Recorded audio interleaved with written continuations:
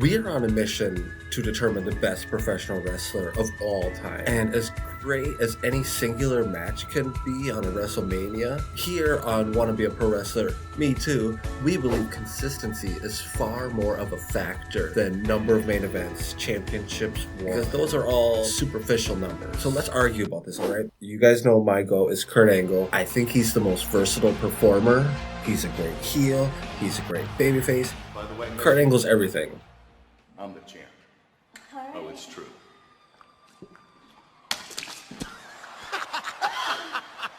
But as far as singular matches for WrestleMania, his matches don't really fit the criteria except for one of them. Today is my number 2, Rey Mysterio. I think he's the best babyface overall in all of pro wrestling, sports entertainment, whatever you want to call it, because Rey Mysterio has everything. He has the moveset, he has the fans, he has the likability, the creativity. His promos aren't great, but he doesn't have to talk to get fans intrigued. He doesn't have to have a championship belt to have a good match. He really doesn't have anyone better than him, and I don't think even Cena can compare, because if Cena changes his shirt, they just say, yay, he can sell a new shirt. But it's like when Rey Mysterio gets new gear, that's a new action figure, that's a new t-shirt, that's a new way for the kids to look up to it, and then he can create that off of like the Flash or something like that. So I don't really think that the two are even comparable at that point. I think Rey Mysterio is even above and beyond John Cena in regards to merchandise.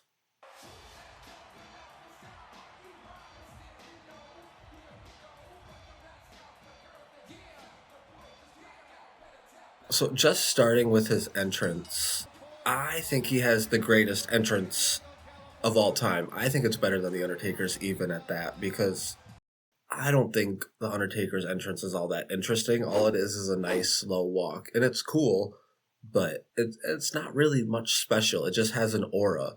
But Rey Mysterio's is exciting. It starts off with a jump. It's probably not good for his knees or anything like that, but that's probably why I had to stop doing it. But this entrance during 2003 Rey Mysterio, the best entrance. There's nothing more superhero like it. And he's coming out as a smiling babyface, exactly what you would expect, and it makes him stand out already. So he's clearly the good guy, and there's his same old pose, but do you see right here?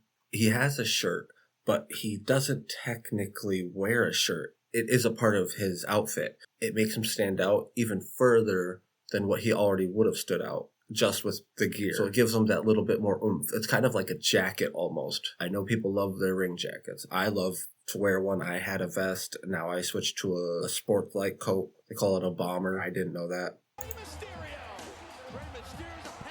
And the babyface always goes corner poses for everyone to take pictures.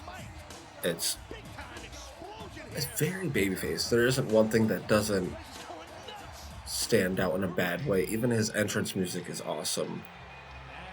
And get out your pens and pencils, because this is the Doctor of Thugonomics. So corny. But I really love his chain, actually.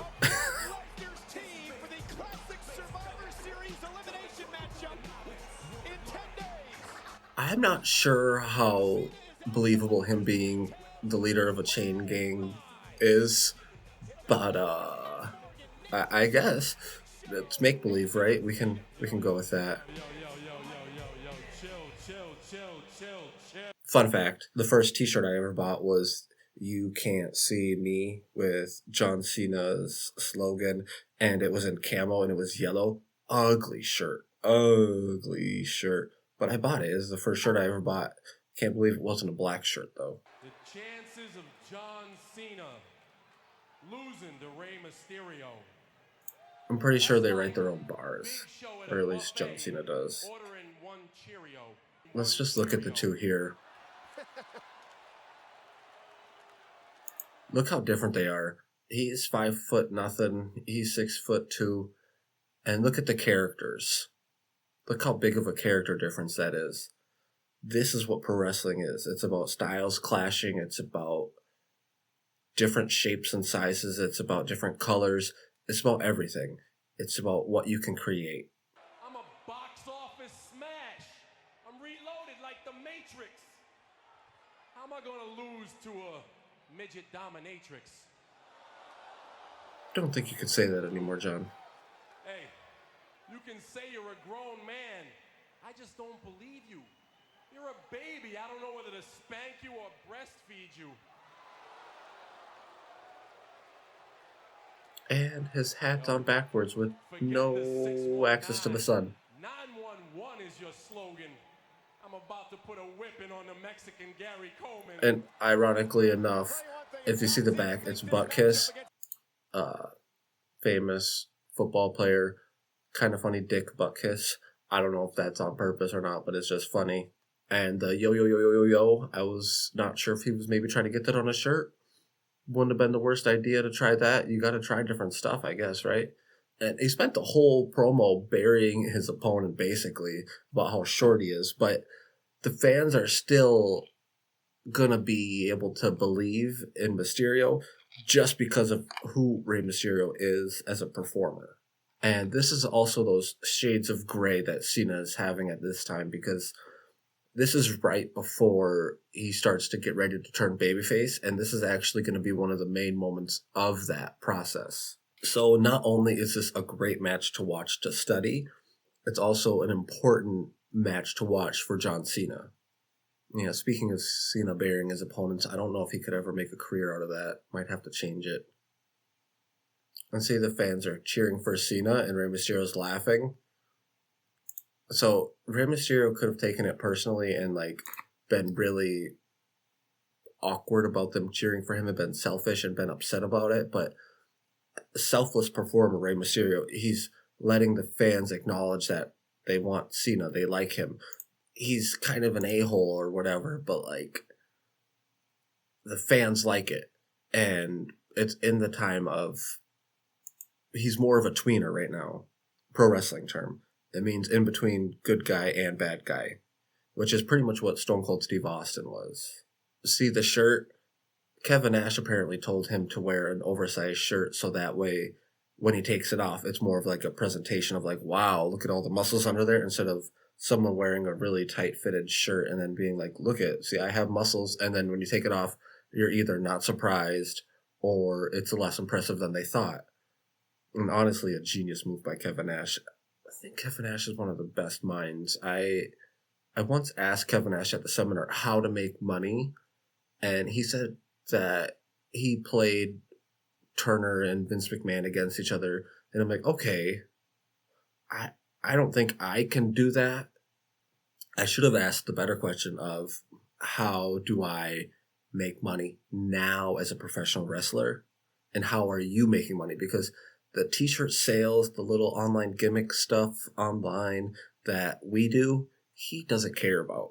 Those $10 t-shirts that he's making money off of, they don't really matter all that much to him. But as a lower independent wrestler, all those little things are going to be able to accumulate and somehow create more of a diverse income. So I have my book, I have my t-shirts, I sell stuff online, I sell stuff at stores, or no, I'm sorry, not stores, at shows when I'm performing, and all those little things start to create more and more income, and everyone loves passive income ideas, but there isn't really a passive income for pro wrestlers. You have to create the momentum just to be able to continue it.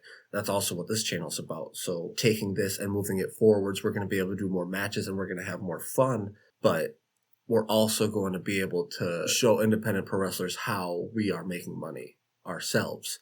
Lead by example. John Cena wearing jean shorts, Reeboks, and sports jerseys, pretty much a staple at this point for him. Now, when we get into this lockup, we're going to show, it's pretty straightforward, simple lockup.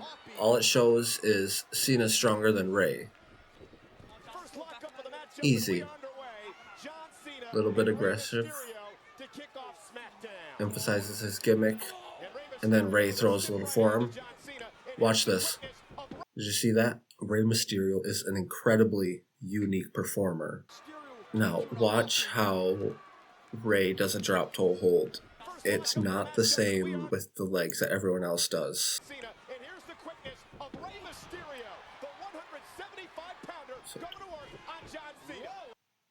See, Rey Mysterio's outshining Cena, but he also uniquely set up his drop toe hold. So see how many times Rey Mysterio creates unique offense and takes it to make it mean more and stands out with it, because he may be one of 8 lucha guys on the card that can do lucha, but look how differently he sets himself up. And it could be a size thing, it could be in anything, but it's all established to be a Rey Mysterio thing at this point. So now Rey is outside of the ring. He's going to be able to outshine Cena by outspeeding him, because Rey Mysterio is the smaller performer. Ideally, you would like him to be faster. It's just very simple, straightforward storytelling, and you don't have to make it the most complicated storytelling of all time to have a good match, let alone having a 5-minute great match, because this match is not as long as I would have wanted it to be personally, but it gets so much done in so little time. It's extremely beneficial for performers, for people who are interested in trying to tell better stories, not just in wrestling, but in their lives, and if they're writing a book, stuff like that, because they get so much in so little time, where almost everything means something. And simple storytelling, Cena's able to outpower Mysterio. And now how would Rey Mysterio respond? Out-athleticizing him, but he caught him for the power bomb, and then the Hurricanrana. So he really is outspeeding a better athlete. Really emphasizes how unique Rey Mysterio's matches are, even though his stories are always the same. He comes in and tells the exact same stories every single time, but the way he's able to do it and base his offense off of his opponent really turns Rey Mysterio matches into something special, and not a stereotypical boring 5 moves of doom match that someone is known for. And it would have been cooler if Cena did a flying shoulder tackle there, but it wouldn't have set up the drop down as well, unless, I mean, they could have made it work. No. This is a matchup that John Cena's got to be very careful of. Differing styles. And see, that's the first real strike of the match. The first one was Rey Mysterio throwing a little flipper, a little forearm. Those are technically legal, but I believe Cena's supposed to have thrown a punch there, and not just have thrown any punch, but a punch that landed Rey Mysterio awkwardly on the ring apron, and that's going to be kind of known as a heat spot, where the fans can kind of feel the guttural emotion of where someone contorts their body a certain way, and you can see the actual pain, and you can hear the crowd even. Of differing styles. Right hand. And that will be the cutoff right there. John Cena. Street fight tactics by Cena. Rey Mysterio going for that springboard up to the top rope. Cena just boom. And see, the ref's not letting Cena out, but Cena's cheating by going after him. But not really, he's just more so bending the rules. But the referee did his job, the referee backed him up. That's the first time we've even seen the referee, to be honest. I haven't seen him until right now. And so now Cena goes around, he goes outside of the ring. He didn't go the way that the ref told him not to go, but he still didn't listen to the referee. There are those gray area nuances that we're talking about from before. It's kind of ironic to say this while Rey Mysterio's wrestling John Cena, but Rey really is the ultimate babyface underdog storytelling mechanic, and I think that's one of the reasons why kids relate to Cena almost as much as they do to Mysterio, because Rey Mysterio really is the ultimate babyface underdog. He doesn't need a championship. He doesn't need to have some incredible stakes of the match to have a great match. It just is a Rey Mysterio match, and you're getting your money's worth no matter what. Cena here tonight. Off the apron goes Rey Mysterio. You see right there that little walk back and forth. It's kind of a little bit of wasted movement, but not really. This is really smooth. And now Rey is going to be selling to the back corner after this, because he knows that it's leading into a hope spot. Or not a hope spot just yet, but it's leading into the next spot for the match. See how he's slowly moving? And this is a TV match, so they have time. This match has to hit a certain marker. It has to be before one commercial. And that hard buckle, amazing.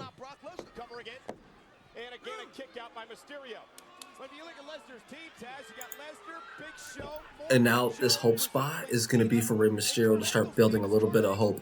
And hope spots don't always have to be offense. It was a little bit of a headbutt there, But right here, Rey Mysterio's not going to do any more offensive moves. He's just going to avoid contact.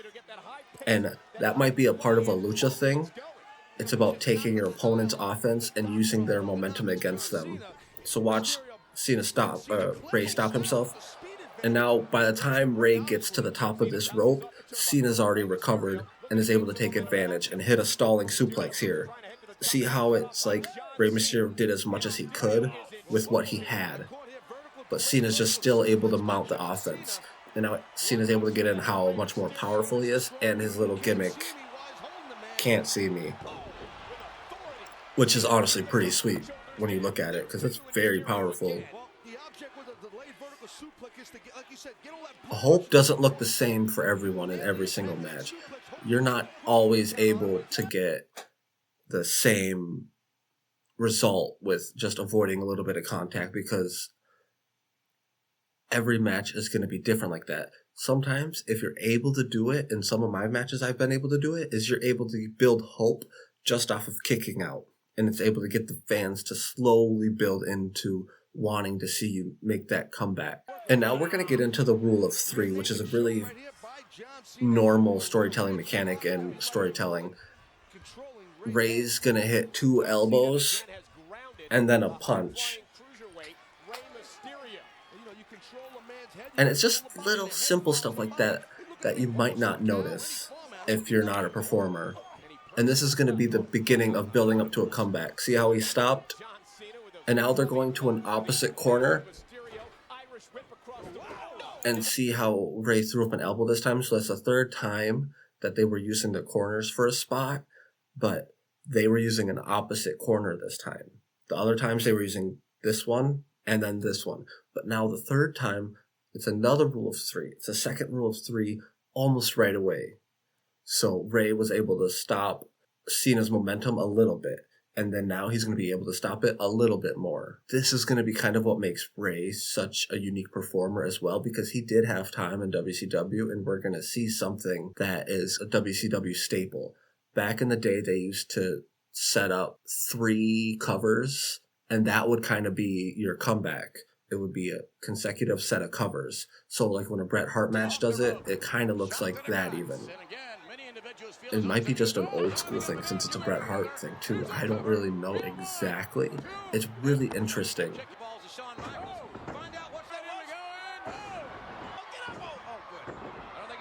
And I'd like to introduce my co-host, Mr. Sacco. Mr. Sacco is responsible for all CTAs. So those are like call to actions. He just makes sure I do it, because every time I see him, it makes me think of how smart Mick Foley's merch is. Mr. Sacco wants you to buy Nikki Heat stuff.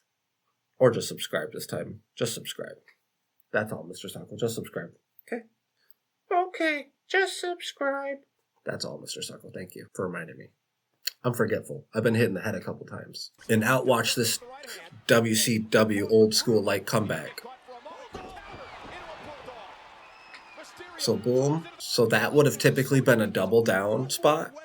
Because Rey, I just love how Rey's able to take a little bit with his opponent and turn it into something for himself. So he threw just a simple kick. Anyone can throw a simple kick. But Rey throws the kick, takes that, turns it into offense for himself. It's planned spot already. We already know that. But Rey Mysterio makes it so much more fun by making it different. It's not just the stereotypical way of everything is done. He takes it, and now he makes it into his own. So now this double down is going to be the first of 3 covers that Rey gets in a row here. Which is, again, the rule of 3. And each one of these covers is a Rey Mysterio way to have done it. Outspeed, out athleticizing, a better performer, more versatile, better high flyer. Rey Mysterio makes it unique to him. And more of taking advantage of Cena's size even at this point. Look, and I don't know what that's called. It must be like a flying ass bomb. But that'll be the third one, and now Cena cuts him off right away. So this is going to be the build to what is going to be the finish. So the go home must have been the elbow in the corner because it pretty much keeps going from there. So the elbow in the corner, there was a boot, then Rey Mysterio hit the double down. He hit a cover, he hit another cover with the ass bomb, and now Cena's getting ready for this match to be over. And here comes Mysterio. Wow. He just got turned upside down by John Cena. What a clothesline. Cena might have tweaked his knee a little bit there. You seen John flexing his knee a little there. See, they're using this corner the second time now. So Cena's able to capitalize on it because Cena is bigger. Very good. Very good, Mr. Sacco. All jokes aside, it really is that simple of a story that they're telling. Rey is faster, more athletic. Cena's bigger, stronger. It doesn't have to be the world's most complicated story to make sure that the fans are intrigued and excited. This match is the simplest storytelling thing ever. Big, small. I'm right, you're wrong. It doesn't have to be complicated, but if you can make it special by throwing in psychology and the characters that make pro wrestling, that's what makes this such a memorable match. And that shows how great Rey Mysterio is, because we're still talking about that, right? Because Kurt Angle is still better than Rey Mysterio overall, but Rey Mysterio is the best babyface. Better than Cena. We'll have to see if that affects Cena here. Oh, look out. And see how Rey is still right there? And oh, just so happens that everyone always ends up like this.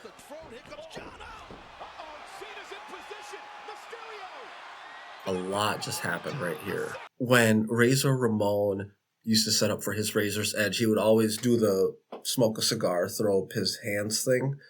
And that's something that you're teaching the audience to remember. You remember it because that means it's the end. It's exciting. You want to see the finishing move. You want your guy to win. And Rey Mysterio's version of that is setting them up on the 619 for the ropes. No other person on the roster sets people up on the ropes like this. They just don't. It just isn't done. And there's a reason for that. A, it's Rey Mysterio's move, but also no one else has this finishing move that needs them to be like that. They could happen to go there and move along, but now this spot is a moment. Because now the fans are, oh, you can even hear it. And now once Rey hits the 619, Rey Mysterio does something really generous. And I don't know for sure off the top of my head how many times Rey Mysterio's 619 is countered like this. But I think he gave that to Cena. Or it was a Heyman thing and he just so happened to see it. But I think Rey Mysterio gave this to Cena to help get Cena more over. And in this 5-minute match, he really didn't have to do this. But it made Cena so much better by doing this. And it's not anything Cena does. Technically. Watch. Boop. Oh no, the referee just so happened to accidentally get hit. But it's not a ref bump, right? That's not the typical, oh no, the ref got bumped, what's going to happen? It's like oh, the ref got hit a little bit, but he's not down. So it allows Cena to take advantage and cheat, technically. He's actually cheating. It's a desperation last resort move. But he doesn't get caught. Who looked bad here? Rey Mysterio got low blowed from his finisher. The heel cheated. The referee didn't see it, but he's still there to make the count. And he still has done everything else correctly. This is the second time you've seen the ref in this match, and it was perfect. This match gets everybody over so incredibly well. And that's just how much of a professional Rey Mysterio is, to be honest. And now we're going for the FU. Yes, I said it. The FU, not the AA.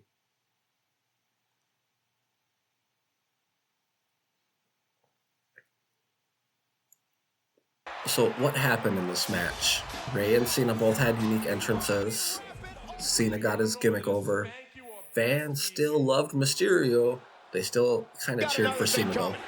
But Cena was outshined by Rey Mysterio by being more quick, more athletic, and Cena outpowered and outstronged Rey Mysterio, at least until the end. Then he cheated a little bit. But Cena didn't even have to cheat in the other part of the matches, technically. And just as Rey is about to get the win, the referee just so happened to get bumped and Cena took advantage to win. So Cena should have been DQ'd, right? but he's not. So he happened to win. And the referee was still selling the eye when he was getting picked up for the AA. If you look at my thumbnail, you can still see the referee blurred out a little bit. I did that to get this nuance in there because shades of gray of nuances are kind of what make wrestling fun. So this match is a win, win, win. In my opinion, this is a perfect match for storytelling, and it was able to build everyone up and no one got buried. And at the end of this match here, Cena's going to be offered to work with Lesnar and Big Show at Survivor Series, which makes Cena look even better. But Cena doesn't want to be on their team. He's a loner. So Cena's going to tell him off here. And this is another gray area. Because so are we booing or cheering? Because he's not a good guy. And he doesn't want to be a bad guy. And this lets A-Train come in and be on Survivor Series in an aggressive way. And Cena now has a reason to be on Team Angle. Revenge. And everyone understands revenge. This is storytelling. And they'll go on to show that Cena's not trusted between them. Benoit doesn't want Angle to have him on the team, but Angle trusts Cena. That whole pay-per-view should have low-key been a banger, because I remember wanting to watch it as a kid because I was a big Shane McMahon fan. This was before all the other stuff happened, but Shane McMahon was my guy. But he didn't last long. See, 10 years after that, McMahon is out of sight, out of mind. But Mysterio is still telling stories. The same story he's always told. Big versus little. It's always that. That's the same story he always tells. Just like The Undertaker always tells, gotta work on my leg, gotta work on my leg. Rey Mysterio doesn't have to change his style to match everyone else's, but he does, and it makes it all the better, but he still is able to tell the same stories over and over and over. And that is why Rey Mysterio is the best babyface of all time. So congratulations to Rey Mysterio on being inducted into the Hall of Fame. This was a lot of fun, and I learned a whole lot, and it's mostly what I learned about is the gray areas, the most important parts where they say you're missing something, I just don't know what it is. It's that. It's nuance and psychology.